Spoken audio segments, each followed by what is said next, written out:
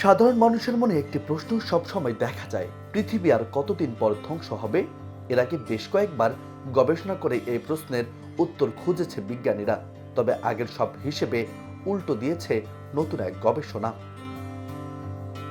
পূর্বের ধারণা করা সময়ের চেয়ে অনেক দ্রুত ধ্বংস হয়ে যেতে পারে সৃষ্টি জগৎ।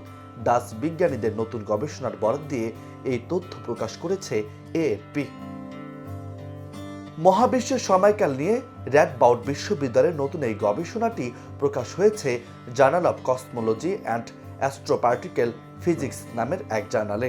এর আগে একটি গবেষণায় ধারণা করা হচ্ছিল 1,01,100 বছর স্থায়ী হবে মহাবিশ্ব।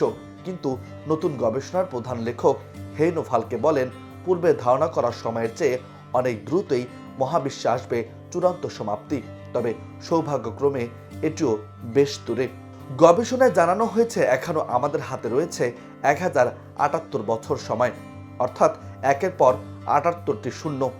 স্টিফেন হকিং এর নামে নামকরণ হওয়া হকিং বিকিরণ তত্ত্বের উপর ভিত্তি করে তারা এই হিসাব করেছেন।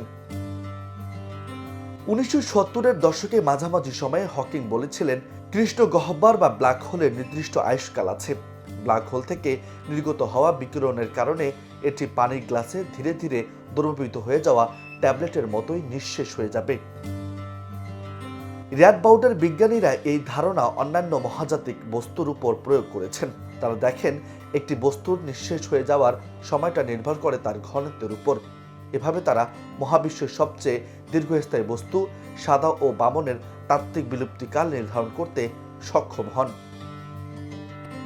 বিজ্ঞানীরা মনে করছেন, আজ থেকে প্রায় 1000 বিলিয়ন বছর পর সূর্য এতটাই উত্তপ্ত হয়ে উঠবে যে সমুদ্রের সব পানি বাষ্পীভূত হয়ে যাবে এবং গ্রহের কোনো প্রাণের অস্তিত্ব থাকবে না। 8 বিলিয়ন বছরের মধ্যে সূর্য প্রসারিত হয়ে পৃথিবীকে গ্রাস করে নেবে। তাই পৃথিবীর বাইরে বসতি গড়তে না পারলে এর অনেক আগেই বিলুপ্ত হয়ে যাবে মানবজাতি।